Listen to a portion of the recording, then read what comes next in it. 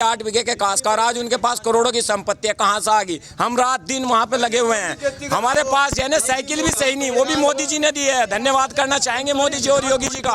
ऐसा है जी, विपक्ष का काम ही है आरोप लगाना है, लेकिन ये कहीं सिद्ध नहीं हुआ कि योगी आदित्यनाथ सिर्फ एक ही धर्म को लेकर चले, सबको एक साथ लेकर चल रहे हैं। और ये थोड़े 20-20 बच्चे पैदा कर दो ना, खाने को कोटे में लाइन लगा दो, ना पढ़ाई ना कुछ, फिर का सरकार के ऊपर आरोप लगाते रहे, ये नहीं मिलती वो नहीं मिलती। नमस्कार, स्वागत है आप सभी का हेडलाइंस न्यूज नेटवर्क में और मैं हूं भोला वर्मा। चुनावी यात्रा के दौरान आज हम निकले हैं सहारनपुर देहात विधानसभा की ओर, जहां पे जनता से जानेंगे कि आखिर मौजूदा विधायक ने पिछले 5 वर्षों में कितना विकास किया और क्या अब की बार 2022 की चुनाव में सरकार को लेकर के जनता की राय है। जानेंगे कि 2022 में आखिर कौन बनेगा प्रदेश का मुख्यमंत्री। इस समय पहुंचे हैं देहात विधानसभा के ग्राम दतौली रांगड़ में और यहाँ पे इस समय हमारे साथ मौजूद है ग्रामवासी, जिनसे हम जानकारी लेंगे कि जो मौजूदा विधायक हैं मसूद अख्तर, आखिर उन्होंने पिछले 5 वर्ष के अपने कार्यकाल में विकास किया तो कितना किया। सबसे पहले आपसे पता जानना चाहूँगा, सर क्या नाम है आपका? मेरा नाम सौराज सैनी है। सैनी जी, ये बताइए पिछले 5 वर्षों में यहाँ के मौजूदा विधायक मसूद अख्तर रहे, पहले उनके चुनाव से पहले किस प्रकार के वादे रहे और उन्होंने 5 साल में कितना अपने वादों को पूरा किया? चुनाव से पहले तो उन्होंने बहुत वादे किए हैं कि हम सड़क बनाएंगे, यो कराएंगे, तो उसके बाद में 5 साल तक हमने आज तक अपने विधायक की शक्ल नहीं देखी है और गांव में कोई विकास कार्य नहीं कराया है। जो भी विकास कार्य कराया है प्रधानमंत्री सड़क योजना के अंतर्गत ये सड़क डाली गई है और जो भी विकास कार्य है वो सिर्फ भारतीय जनता पार्टी के प्रधानमंत्री की तरफ से हो या मुख्यमंत्री के उससे हो, कोई भी प्रतिनिधि जो बीजेपी का था उनके उससे द्वारा यहाँ पर काम करागा। मसूद अख्तर से कोई काम हमारे गाँव में नहीं करागा। अगर पिछली बार की चुनाव की बात की जाए तो मसूद अख्तर के साथ साथ जो मैदान में थे जगपाल सिंह जी थे, मुकेश चौधरी थे, जो विधायक के उम्मीदवार थे देहात से, उनकी लेकिन फिर भी हार हुई। भारतीय जनता पार्टी की हार होने के बाद भी प्रधानमंत्री सड़क बनवाने परियोजना के अंतर्गत सड़कें बनवाई गई। तो क्या लगता है कि अब की बार आखिर जो विधायक पद का उम्मीदवार होगा अगर भारतीय जनता पार्टी को तक, तो उसकी जीत कितने पद हासिल है? तो देखिए, पिछली बार भी यहाँ पर जो है 65,000 वोट भारतीय जनता पार्टी के प्रत्याशी को मिले और प्रत्याशी भारतीय जनता पार्टी का ऐसा था कि उसकी कोई मतलब यहाँ पर कोई वो नहीं थी तैयारी आने का, मतलब जो है उसे साथ के साथ थोपागा। तो उसके बावजूद भी 65,000 वोट भारतीय जनता पार्टी के प्रत्याशी को मिला। अगर यहाँ पर कोई और बढ़िया मजबूत प्रत्याशी होता तो बड़े वोटों से जीतता और इस बार बहुत अच्छे मतों से जो है यहाँ से जीत कर जाएगा भारतीय जनता पार्टी का प्रत्याशी। अगर बात की जाए 2022 के चुनाव की, तो अब की बार प्रदेश में तरह तरह की बात आ रही है। अखिलेश यादव का नाम भी सामने आ रहा है और कांग्रेस पार्टी की अगर बात की जाए तो प्रियंका गांधी जो कि युवा हैं उनको भी मैदान में उतार दिया गया। लगता है कि अब की बार प्रदेश में योगी आदित्यनाथ फिर से अपना चेहरा बना पाएंगे मुख्यमंत्री के रूप में? योगी आदित्यनाथ 350 सीटें लेकर ये क्या नाम जो है उत्तर प्रदेश के मुख्यमंत्री होंगे। पहले 305 250 का वादा था, वो थी क्या नाम थे वो, और आपका 350 जो है ना 350 सीटें लेकर भारतीय जनता पार्टी की सरकार बनेगी, मुख्यमंत्री योगी आदित्यनाथ बनेंगे। सर क्या नाम है आपका? मेरा नाम सौराज सिंह सैनी है। देखिए, योगी आदित्यनाथ एक ऐसा चेहरा है मुख्यमंत्री के रूप में, ये किसी धर्म और जाति के बारे में कोई वो नहीं होती, सबका साथ सबका विकास यही नारा है और वो सबके साथ ऐसा कर रहे हैं। किसी विशेष वर्ग के लिए नहीं, जो सुविधा दे रहे हैं वो सबके लिए दे रहे हैं और 2022 में भी पूरी तरह से पूरे आत्मविश्वास के साथ मैं कह रहा हूँ कि पूरी तरह से 300, 350, 350 के पार जो है सीटें जाएंगे और दोबारा मुख्यमंत्री योगीनाथ बनेंगे।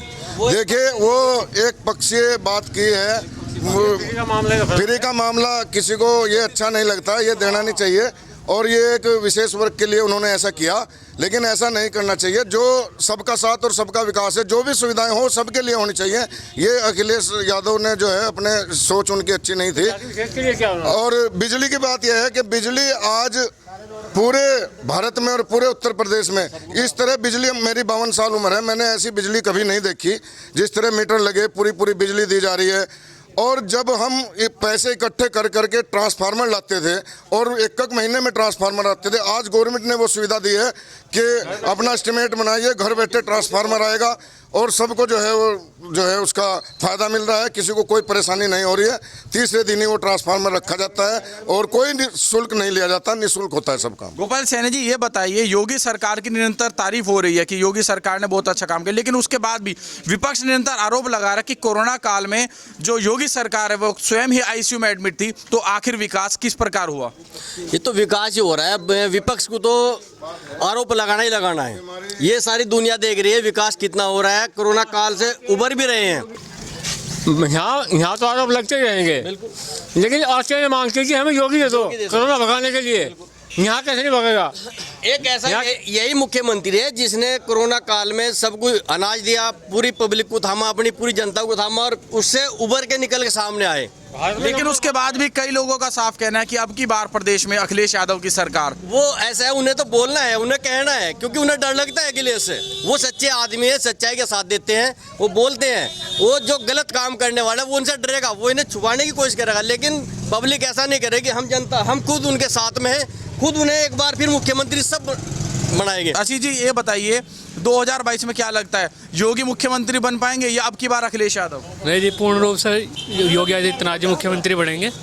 और जिस तरह से प्रदेश में कार्य हो रहा है, सबका साथ सबका विकास और सबका विश्वास के साथ हर काम को लेकर चल रहे हैं। किसी भी काम में किसी जो है कोई जाति नहीं देखी जा रही, कोई धर्म नहीं देखा जा रहा, सबको एक साथ लेके चल रहे हैं। लेकिन आशीष जी विपक्ष का तो निरंतर आरोप है कि योगी आदित्यनाथ सिर्फ और सिर्फ एक धर्म के लिए, कट्टर हिंदू हैं, सिर्फ एक धर्म को विशेष के लिए कार्य करते हैं। ऐसा है जी, विपक्ष का काम ही है आरोप लगाना है, लेकिन ये कहीं सिद्ध नहीं हुआ कि योगी आदित्यनाथ सिर्फ एक ही धर्म को लेकर चले, सबको एक साथ लेकर चल रहे हैं। उन्होंने तो सबका साथ सबका सभी के लिए कार्य किए हैं। उन्होंने जो भी योजना निकाली है वो सभी के लिए निकाली है। जैसे कि अपने गैस सिलेंडर सभी को दिया गया है, लैट्रीन बनवाई गई है, लैट्रीन भी जगह जगह घर घर, लेकिन जाति पाति कोई नहीं देखी गई है। अखिलेश ने एक पक्ष जो कन्या विदादन था वो भी रोक दिया गया, सिर्फ एक ही पक्ष को मिला। अच्छा एक बात और, अब की बार योगी सरकार ने एक ड्राफ्ट तैयार कर लिया जिससे मानो राजनीति में भूचाल सा आ गया। उनका कहना है कि 2 बच्चों से ज्यादा जिनके होंगे उनकी सरकारी सुविधाएं समाप्त हैं। आखिर इस बारे में आपका जनता का कहना क्या है? जनता का कहना यह है, अपने घर का विकास खुद आदमी के अपने हाथ में होता है। अगर हम अपने खर्चों को कंट्रोल करेंगे तो विकास कर पाएंगे। जनसंख्या पर नहीं, क्योंकि ऐसा है ना, हमारा खर्चा जो है वो घर के घर में खत्म हो जाता है, विकास नहीं कर पाते। सही है, वो सही है। 2 बच्चों का कानून होना चाहिए, सबको काम मिलेगा, सबको सारा काम मिलेगा, ठीक है नहीं।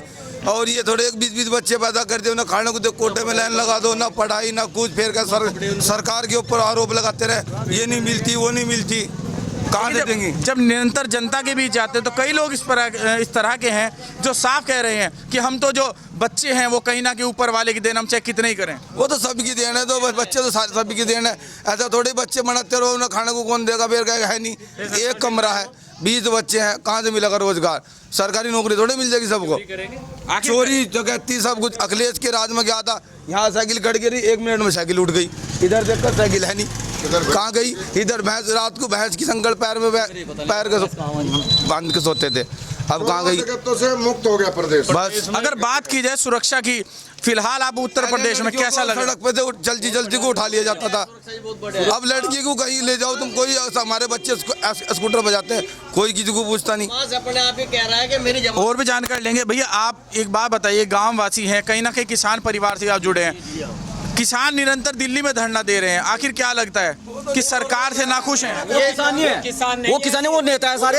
अभी आपको पता लगा जिला पंचायत के चुनाव में कहा है कि हम अपने जिला पंचायत वो उसमें उतारेंगे, तो ये किसानों का काम नहीं है। किसान तो अपने खेत में लड़ाई कर रहे हैं, खाद डाल रहे, खरपतवार के लिए कर रहे, अपने काम कर रहे हैं। किसानों को इतना टाइम नहीं है, किसान के पास तो इतना भी समय नहीं है। किसान की आज फसल होती ना धान होता, कुछ नहीं होता, सिर्फ खेत खाली मिलते। लेकिन राकेश टिकैत जो है वो आप लोगों की सेवा में निरंतर लग रहे हैं, कह रहे हैं हम तो किसानों के संघर्ष के लिए। खुद अपनी सेवा कर रहे हैं, वो खुद अपनी सेवा कर रहे हैं, किसी और की सेवा नहीं कर रहे हैं। उनके पास 8 बीघा जमीन थी और आज उनके 20 पेट्रोल पंप है। बताइए कहाँ से आगे वो हमारी सेवा कर रहे हैं, अपनी सेवा कर रहे हैं। लेकिन राकेश टिकैत का निरंतर कहना कि मैं गरीब किसानों के साथ हूं और गरीब किसानों के समर्थन में उतरा हुआ हूं। उन्होंने अभी आपने सुना होगा, अखबार में भी आ रहा था, उन्होंने अपने किसानों, अपने कैंडिडेट उतारने का ऐलान कर दिया है। बताइए क्या किसान के पास इतना टाइम है कि वो इलेक्शन लड़ेंगे जाके वहाँ पे?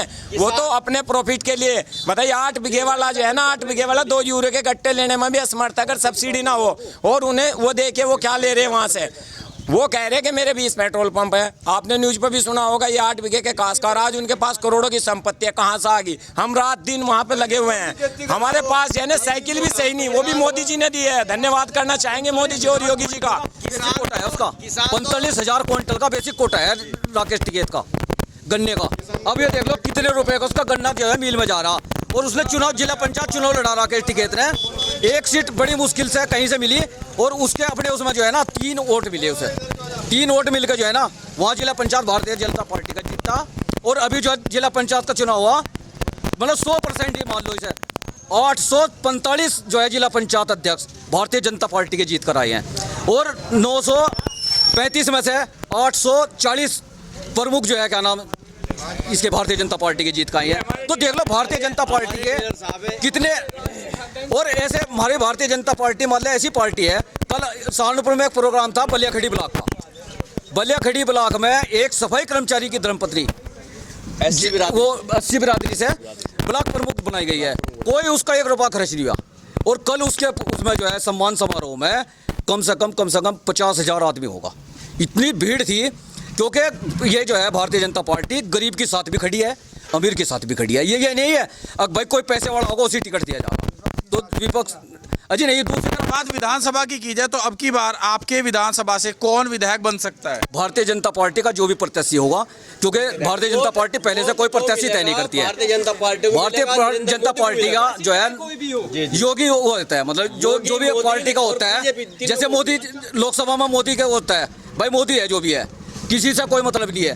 तो यहाँ वोट जो है भारतीय जनता पार्टी को दिया जा रहा, नरेंद्र मोदी को दिया जा रहा, मुख्यमंत्री योगी आदित्यनाथ के नाम पर दिया जा रहा। प्रत्याशी कोई भी हो वो कमल के फूल पर। तो जैसा कि आपने देखा, ये थी सहारनपुर देहात विधानसभा की जनता की राय, जिन्होंने बताया कि पिछले 5 वर्षों में जो यहाँ के विधायक रहे मसूद अख्तर, उन्होंने एक बार भी आकर के ना तो जनता की समस्या का कोई सुनवाई करी और ना ही एक बार भी आकर के गांव में जाके। तो अब की बार हो सकता है कि विधायक जो भी उम्मीदवार हो, अगर जनता से जुड़कर नहीं चलेंगे, जनता के विकास कार्य नहीं करवाएंगे, तो कहीं ना कहीं सरकार दोबारा बन सकती है। और रही बात योगी सरकार की, तो जो लोग योगी सरकार से खुश हैं, आपके सामने जनता ने बताया कि कुछ लोग योगी सरकार से खुश है और कई लोग अखिलेश यादव की जो कार्यशैली है उससे बहुत ज्यादा प्रसन्न है, जिसके चलते अब की बात देखना ये होगा कि 2022 के आने वाले चुनाव में आखिर सरकार किसकी बनेगी। सहारनपुर से भोला वर्मा, हेडलाइंस न्यूज़ नेटवर्क।